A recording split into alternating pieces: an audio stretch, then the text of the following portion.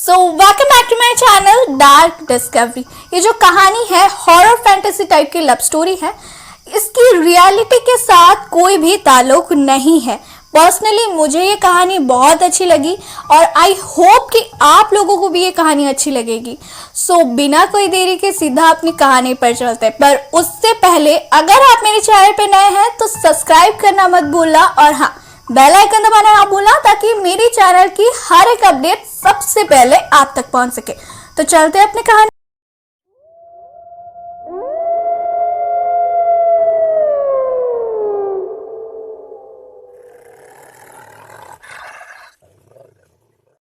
कहानी है इजाबेला की, जो कि अमेरिका में रहती थी अपने मामा बाबा के साथ। उनके जो मामा बाबा है, एक हादसे की वजह से उन दोनों की डेथ हो जाती है। उनकी जो मामा थी वो एक इंडियन थी और उनके जो बाबा थे वो एक अमेरिकन थे, जिसके चलते जो इजाबेला थी वो थोड़ी इंडियन टाइप की दिखती थी, ब्लैक स्किन टोन था उसका, जिसके चलते उनके जो दोस्त थे वो उसे चिढ़ाते रहते थे हर वक्त। और जो इजाबेला थी वो एक आर्कियोलॉजिस्ट थी पैसे से, और वो क्या करती है कि जब उनके मामा बाबा की डेथ हो जाती है, उनके गम में वो क्या करती है कि ज़्यादातर बाहर ट्रैवल करने लगती है, एक्सप्लोर करने लगती है, दुनिया देखने लगती है। और उसकी एक प्लस पॉइंट थी, उसे ना इंडियन लैंग्वेज आती थी, लिखना पढ़ना दोनों ही आती थी। तो वो क्या करती है कि बिना कुछ सोचे सीधा इंडिया पहुंच जाती है और इंडिया में मुंबई में पहुंच के वो एक होटल में रहती थी। हैरान कर देने वाली बात यह है कि वो जो जिस होटल में रहती थी उसमें कोई भी लोग नहीं था, सिर्फ एक ही रिसेप्शनिस्ट था। जो इजाबेला थी उसे थोड़ी अजीब लगती है, क्योंकि उस महलनुमा होटल में, पूरा होटल में, इतनी बड़ी होटल थी, उसमें सिर्फ वो और वो रिसेप्शनिस्ट जो कि अजीब तरह से बिहेव कर रहा था। वो रिसेप्शनिस्ट मना करता है कि टॉप फ्लोर में ना जाए, वो तो आजकल के ज़माने की लड़की है, उसे तो हम जो मना करेंगे, हमारी पेरेंट्स हमें जो मना करेंगे हम तो वही करने वाले हैं। तो वो भी बिल्कुल ऐसी टाइप की लड़की थी। उसकी क्यूरियोसिटी और ज़्यादा बढ़ जाती है और वो पहुंच जाती है अपनी रूम पे और रात होने का इंतज़ार करती है। जब ये रात होती है तब वो क्या करती है, पहुंच जाती है टॉप फ्लोर में, और पहुंच के वो ये पाती है कि एक कमरा जो कि लाल धागे से बंधा हुआ है, उस पर नारियल भी रुका है और कुछ ऐसे सूखा हुआ मिर्ची, ये सारी चीज़ें लगी हुई थी वहाँ पे। वो ये पाती है। फिर वो क्या करती है कि अपना निकालती है और फिर उसे काटने लगती है। काटने के बाद वो जब अंदर दाखिल होती है ना, उस रूम में दाखिल होती है, वो एक बहुत ज़ोर से हवा का झोंका, और हैरान कर देने वाली बात ये थी कि सारे रूम के जो विंडोज है वो सारा लॉक हुआ था, तो हवा कहाँ से आई होगी। तो ये बात थोड़ी सोचने वाली थी उसे, पर इस बात पर इतना ज़्यादा वो गौर नहीं करती और अंदर देखने लगती है, झांकने लगती है। और वो अंदर ये पाती है कि पूरा जो घर था ना, वो जो रूम था, वो पूरा धूल वूल जमा हुआ था, जाले वाले लगी हुई थी।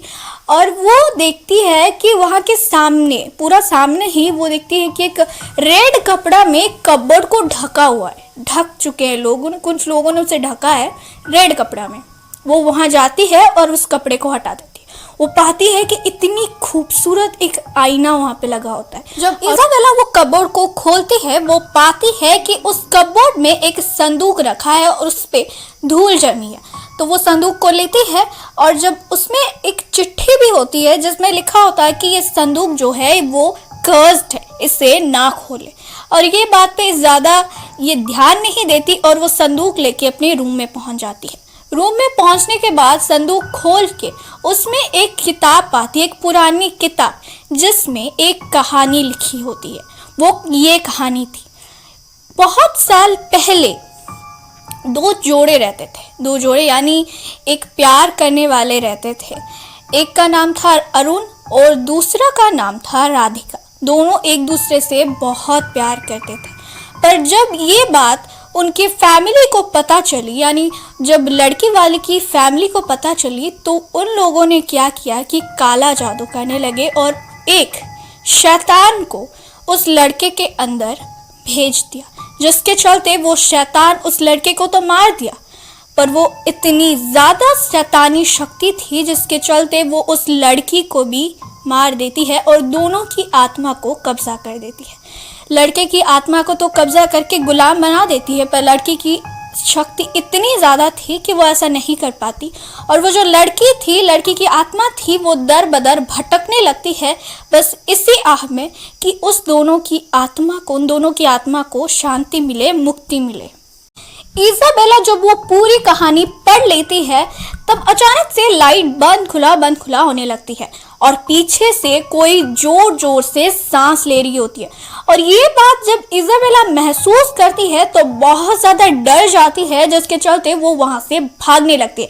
पर जब भी वो भागती है तभी अचानक से सामने वाला डोर क्लोज हो जाती है और ये पीछे से एक आवाज़ आती है जिससे वो कहती है कि हमें आज़ाद कर दो, और एक एड्रेस बताती है और एक नाम भी बताती है जिसका नाम जफ़र होता है।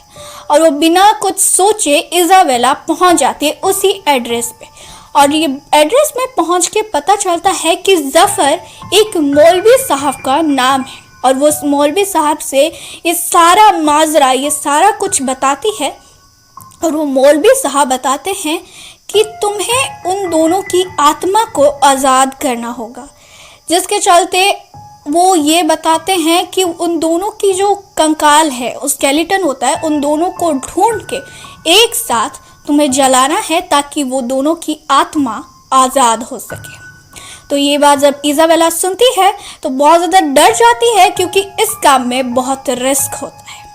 इज़ाबेला पहुंच जाती है अपने होटल पे और सीधा उस कमरे में जाके सर्च करने लगती है। बहुत सारी शैतानी आत्माएं उसे रास्ते में आती है, उसे मारती है, चोट पहुंचाती है, फिर भी वो डट के उस सब का सामना करती है।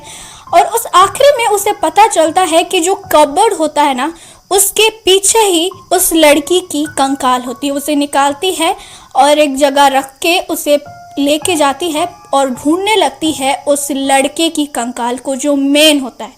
उस कंकाल को ढूंढने के बीच में ही बहुत सारी आत्माएं उसे चोट पहुंचाने लगते हैं, बहुत कुछ होता है। फिर आखिर में उसे वो कंकाल भी मिल जाता है और उसे जला देती है। उन दोनों की आत्मा तो आज़ाद हो जाती है, उन दोनों प्रेम करने वाले आज़ाद तो हो जाते, एक तो हो जाते, पर वो जो शैतानी शक्ति थी इतनी ज़्यादा शक्तिशाली थी कि वो सीधा इज़ाबेला के अंदर आती है और उसे ख़त्म कर देती है। बस यही थी कहानी। आपको कैसी लगी मुझे कमेंट करके ज़रूर बताइए। अगर आपको कहानी अच्छी लगी तो मेरे वीडियो को लाइक कीजिए और चैनल को सब्सक्राइब कीजिए और बेल आइकन दबाना ना भूलिएगा ताकि मेरे चैनल की हर एक अपडेट सबसे पहले आप तक पहुंच सके। तो फिर मिलूंगी अगली कहानी के साथ, तब तक आप खुश रहे और हेल्दी रहे।